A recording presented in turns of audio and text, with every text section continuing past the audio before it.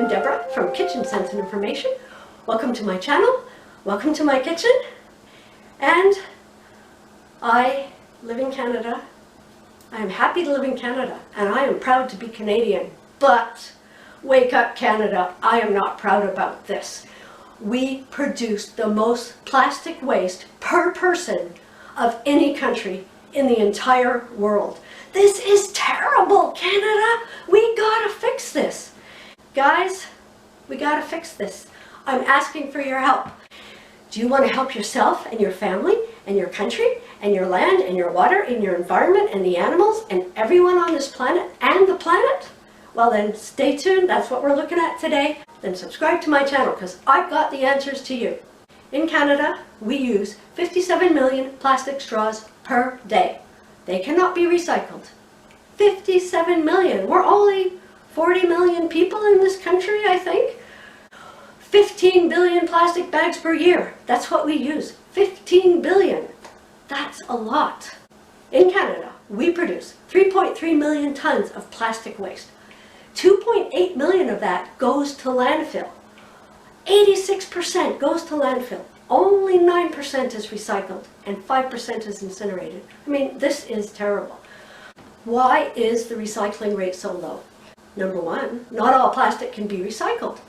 If it's dirty, it can't be recycled. If it has food waste on it, it can't be recycled. If it's composite material, like plastic with wax, plastic with paper, plastic with metal, and a lot of the containers that we get coffee and takeout food and frozen meals in, they're all in those kind of composite materials. None of that can be recycled. Plastic can only be recycled 2 or 3 times. Plastic is long chain polymers, and every time it's recycled, the chain gets shorter and shorter. When it gets too short, it can't be recycled anymore. Another reason why plastic doesn't get recycled that much, there has to be a market for it. The recycling companies have to have a place to sell the recycled plastic. If there's no market, they're not going to produce it. 10 years, 20 years ago, we thought recycling was going to be the answer, but now we see it's not the answer. Yes, it is part of the solution, but it's not the total answer. What is the answer? We have to turn off the tap, because we cannot keep putting waste into the environment like we're doing now. So what are some of these other figures around waste that we're putting into the environment? 8 million tons of plastic waste goes into the ocean every year. That's a figure from 2019 from National Geographic magazine. And it's increasing every year. 80% of that waste is from landfill. It's not put there by the cruise ships or by garbage dumping. It's getting into the rivers, getting into the ocean from the landfill. That's another problem with plastic. It can take up to 1,000 years for plastic to break down. And during that time, it is leaching chemicals into the soil and into the water, and it's breaking into little pieces, and those little pieces are eaten by the ocean animals, the land animals, and the birds. The chemicals from the plastic are getting into our plants and our water. They're getting into our bodies. They're making us sick, the animals sick, the land sick. They are making the entire planet sick. Some plastics are known to be carcinogens. This is from a medical journal, research done and published in a medical journal. They can cause cancer. Some plastics are hormone disruptors, so they completely disrupt our entire hormonal system in our body. These are not good things. We are polluting our planet and we are killing ourselves with plastic, and it has to stop.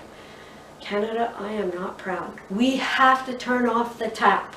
That's the sad news. Now I've got some good news. Just as consumers, there are things that we can do to help make this problem a little less severe as time goes on. So I have 5 tips for you. Now I want to tell you, I'm going to suggest some products that are available at Amazon, and if you buy them through the links, which I'm going to put in my video description, I will get a small commission. You will not be paying extra for me to receive that commission. You're going to pay the same price, but I will receive a small commission, and that will support me. So I've done the research on Amazon to look for products that I think are good value for the money and that will be worth buying. You go to the video description below and check out the links, and I don't recommend products that either I haven't tried or that I haven't done a lot of research on to make sure that they are worth the money. So here are the 5 tips. Some restaurants are allowing people to bring their own coffee cups so that you don't get it in a paper or wax or a plastic coffee mug, which cannot be recycled. So in the links below, I've given you 3 options for coffee cups. They are all leak-proof, they are all insulated, so they will keep the coffee hot.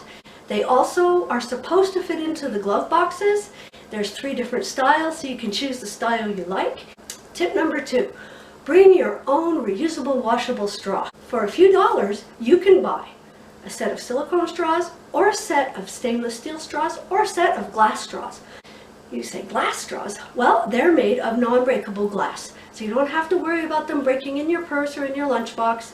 The stainless steel and the glass ones also come with a cleaning brush, so the links are below. Check them out, but please get a set of straws. Number 3, give up gum. Believe it or not, there is plastic in gum, and you are chewing plastic when you chew gum. And then when you spit it out, that plastic sits in the landfill. So give up gum. Number 4, now this one's hard. As much as possible, try to buy items in boxes instead of plastic bottles, or glass bottles instead of plastic bottles.